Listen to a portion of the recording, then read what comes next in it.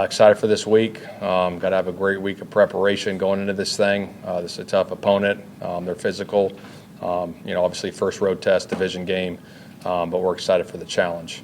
Injury updates. Mooney's still in the protocol, but he will practice today. And then Latu, we'll see how the week goes. We'll work him out today and see how it goes. You said Ward will practice today? He will, yeah. What did you see from the Titans watching them this week? A lot of different things. I got a lot of respect for Denard Wilson, their D coordinator. Had a chance to be with him in Philly. Aggressive style, attacking defense, multiple looks.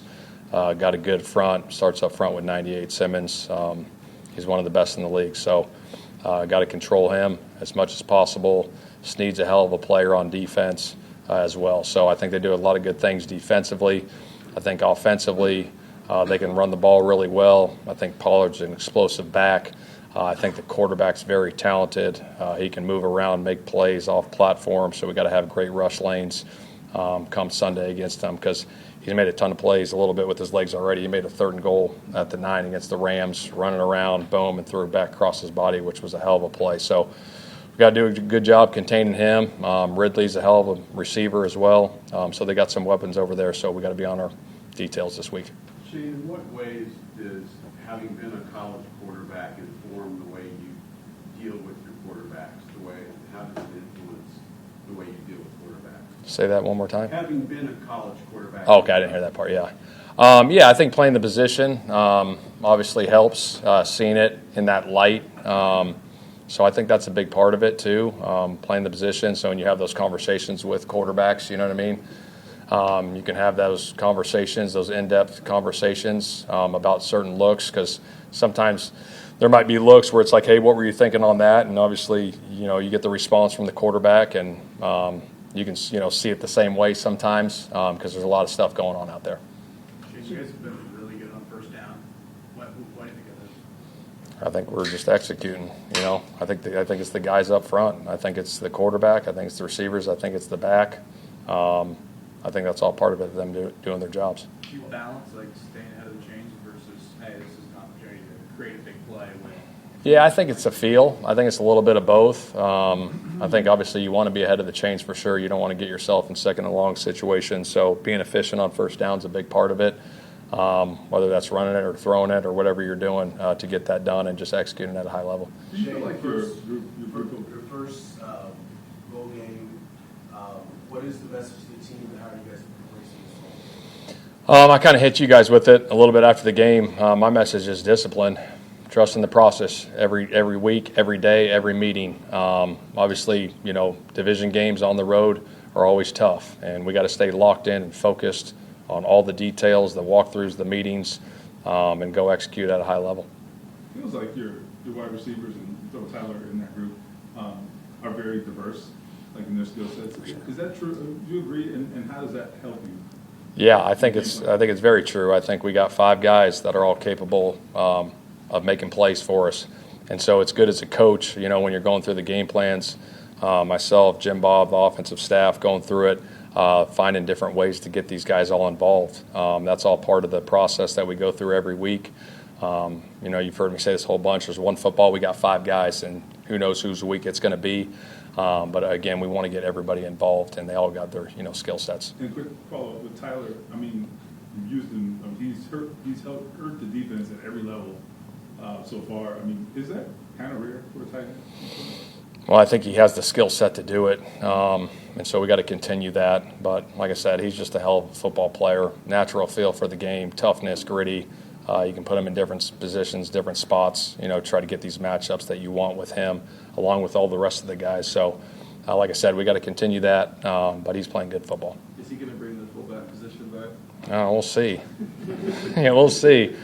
Obviously, we've handed it off to him twice, so we'll see. And you got the sail route, too. Yeah, the little insert deal, that was pretty cool. I like that one. He's not a high-volume guy, but he's making the most of these opportunities. How have you seen him grow so far in the next couple weeks? I think obviously going into, year after year, just his habits, off-season, the way he's been working, his consistency, obviously been winning one-on-one on the outside the first 2 weeks. Hell of a route runner, but he continues to develop in all areas and all aspects. He's an in here early morning guy, grinds away, always on the jugs machine, practicing the right way. I really like where he's at right now. Cam Bynum, 2 picks in 2 weeks. Obviously, we see the old big plays, but what have you seen from him from a preparation standpoint that allows him to make those type of plays on Sunday? He's always working. He's a guy that's in here grinding. Even after practice last week, we were in the offensive staff room watching the practice film, and I look out and there's one guy out there working on back pedals by himself, just going through and just having vision like, hey, boom, here I'm getting a pick, just acting like a football's out there and going through his operation. And I think that stuff's huge. I think a lot of it is a mindset thing of, visualization of making those plays. And I think he does a hell of a job with his preparation and practice. And then when practice is done, he's always getting extra work in, so it's paying dividends. A lot of the talk league-wide over the last however many years has been quarterbacks playing off schedule. Like, can a guy play off schedule? Do you think it's gotten to the point where maybe people are underrating the importance of playing on schedule? Yeah. I think there's a balance. I mean, it depends on the guy and how he plays and what his strengths are. I think you could still play within the pocket. I think at the end of the day, you got to be able to throw within the pocket when it's third down and you're dropping back and throwing it. I think you got to play on rhythm and play on time because that's all part of the passing game. But there is that other side to it too, to get out of the pocket and make those big plays with your legs. So obviously you see around the league there's a lot of multiplicity at that position with different teams. And I think the biggest thing is, playing to the strengths of the guy you got. I believe if the charting is accurate, Daniel was blitzed more than he's ever been blitzed in his career in that game. But you wouldn't know it looking at the box score. What enables a quarterback to thrive against the blitz? I think understanding what's going on defense, understanding where the pressures are coming from, knowing the timing of when you got to get the ball out, knowing how you're picked up, whether you're going to be hot or not. I think that's a huge part of it, and that's the game. That's the game within the game, and that's studying it and understanding what's going on the other side of the field, so you can play on rhythm and play on time. And I think our line's done a hell of a job, protecting for him these last 2 weeks. Do you learn more about Daniel in those situations where he can't actually get hit versus training camp where he's got a red jersey on? Yeah, no doubt. He's a tough player. I think on the one where they had the helmet-to-helmet on him last week, I mean, he popped his lip and he was bleeding on the sideline, but it didn't even faze him. Like, he just here we go. I think he's tough. He stands in there, and delivers the ball with accuracy. He's been doing a hell of a job for us. Staying with maybe your discipline comment covers it, but all of a sudden you got 2-0 and you got things really going well. You have to kind of keep the players grounded to say you got here because of what you've done. There's no doubt. The work never stops. That's the message. Like, we can't let up. We got to demand it as coaches.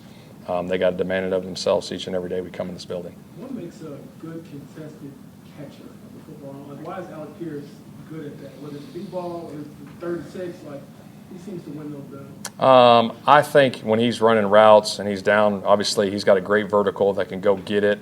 But even then, I think it's just understanding the timing of it and where the defender's at on you and how to use your hands, late hands, could be early hands, but a lot of times late hands, right, so the defender doesn't know.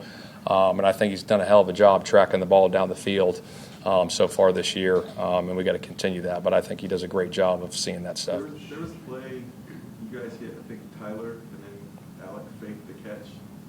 Oh, yeah, that was huge. That was the one where we hit him. It was awesome. I showed that in the team meeting. It was awesome. That's kind of the game within the game, those little nuances. He's running off there, and obviously Tyler catches the ball, and he keeps running and looks up. It's man-to-man coverage, and the guy keeps running with him. Kind of see that around the league with some guys, some savvy players. We always show those clips, which are huge because that's extra yards for the guy that catches it. Shane, I know it's only 2 games, but you, from a coaching perspective, what has stood out about these guys playing for you that will separate them right now and try to do a loss of games? I think they're playing together. I think everyone's dialed in every day. Like I said, they're playing for one another. The camaraderie is great. You can feel it in this building. They get together a lot, go to dinners during the week. And I think that pays dividends. And these guys are playing together at a high level. And we got to continue that and, demand it every week and stay disciplined in our approach. Yeah, I think just looking at that stuff, obviously I got to do a better job with those things, putting them in position. Obviously we're scoring, we're moving the ball, but those are 4-point plays that we got to get better at. So obviously deep diving into that this week to help those guys be better down there. Coach, you mentioned it a little bit about Tyler, but his ability to line up at different parts in the formation, just how beneficial is that to creating the matchups you want, or is Tyler someone that might be matchup proof? Yeah, no, that's huge. I think creating those matchups, different looks that you may see on film to try to get those matchups. Do you get them every time? No, you don't. But I think even when you don't get the right looks, obviously we got a lot of confidence in his ability to win on certain things.